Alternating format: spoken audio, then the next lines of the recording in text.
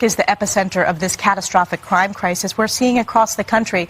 And New Yorkers know this is a direct result of failed far-left Democrat policies, whether it's failed bail reform put into place by Albany legislators and Governor Cuomo and Governor Hochul, or whether it's radical DAs who are refusing to prosecute violent crime.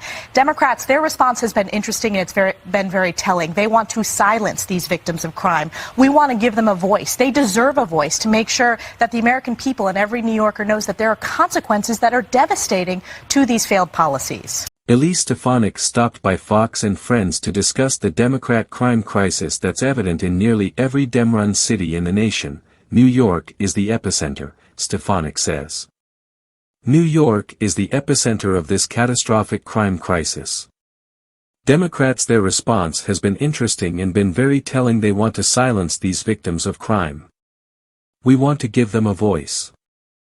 What have Republicans focused on? We've focused on giving victims a voice. We've focused on crimes. We've focused on your story as a father, visiting your son at the hospital, seeing his face beaten in with an anti-Semitic hate crime. We're focused, Ms. Brame, on your story as a mother, grieving the loss, rightfully grieving the loss, and advocating on behalf of your son and his legacy. Ms. Harrison, we heard your story about losing your loved one. And Mr. Alba, we heard your story, just the personal challenges you've faced dealing with the consequences of the vicious crime perpetrated against you. And in addition to House Democrats belittling the victims here today, Democrats have politicized this hearing, mentioning Donald Trump 38 times. That number for Republicans is 0. We are focused on victims and making sure that we support law and order in this country. There is a catastrophic crime crisis across America, specifically in our great cities and great cities like New York. New Yorkers know it, Americans know it. And while Democrats on this committee may claim that New York is not the epicenter, look no further than the last November election where we flipped 4 congressional seats, delivering the House majority. What was the #1 issue? It was crime. Because voters are smart. The people are smart. Mr. DiGiacomo, as a longtime member of law enforcement, I wanted to get your testimony today. How long have you served in law enforcement? Approximately 40 years. And in those 40 years, would you say the crime crisis today is worse than you've ever seen it? That's correct. Crime is up. Is it fair to say that it is a result of failed bail reform policies in Albany and Alvin Bragg's Day 1 memo? 100%. And here are some important numbers. In 2022, District Attorney Bragg's first year as DA, New York City saw a 23% surge in major crimes. Is that true? That's correct. From 2019 to 2022, murders are up 93%. That's correct. From 2019 to 2022, robberies are up 43%. Correct. Felony assaults are up 32%. Correct. And it's fair to say that law enforcement strongly opposed Bragg's Day 1 memo and failed bail reform policies in Albany. 100%. Mr. DiGiacomo, in fact, you have said, quote, Bragg gives criminals the roadmap to freedom from prosecution and control of our streets. In Bragg's Manhattan, you can arrest, deal drugs, obstruct arrest, and even carry a gun to get away with it. Can you please expound about why law enforcement opposes Alvin Bragg's Day 1 policy and opposes failed bail reform? Well, because again, every time a detective or a police officer puts himself or herself in harm's way, arresting a felon or anyone for any crime, they're released immediately with no consequences.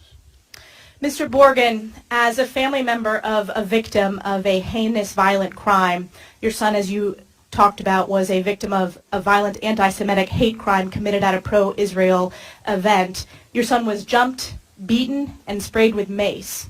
In fact, and I think it's important for the American people and my colleagues across the aisle to hear this, your son describes this as, a whole crowd of people proceeded to kick me, punch me, beat me down. I felt a liquid being poured on my face, and at first I thought I was getting urinated on, but it turned out I was getting maced and pepper sprayed.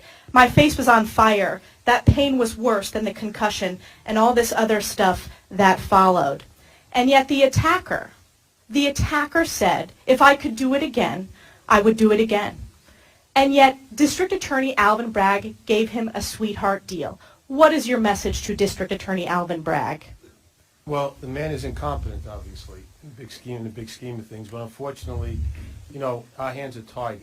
He can come to us. He offered him other deals. My son did not accept it. Right now, the court case is pending, and different deals are passing on from back and forth. But you know, between me and you, I lost faith in the justice system with Alvin Bragg. I don't feel anything's going to get done. Like in the other cases also, her son's attackers walking around scot-free like nothing happened. It's a disgrace. And I just want to say something, Mr. Ivey, I compliment you. You're the only one who sat here on the Democratic side, didn't bring up Donald Trump. And you're a mensch. You talk straight. You didn't look to make partisan politics here. I want to compliment you. Ms. Harrison, what's your message to Alvin Bragg?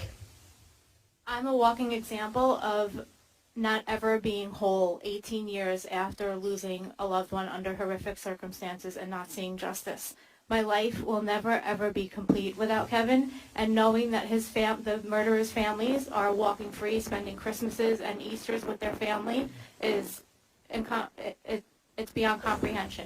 So I hope that he will pay attention to what's happening here today and realize the effect that he's having on survivors of homicide victims for the rest of their lives. Thank you to the victims for the bravery sharing your stories. Thank you to our former law enforcement officers for your leadership. Yield back.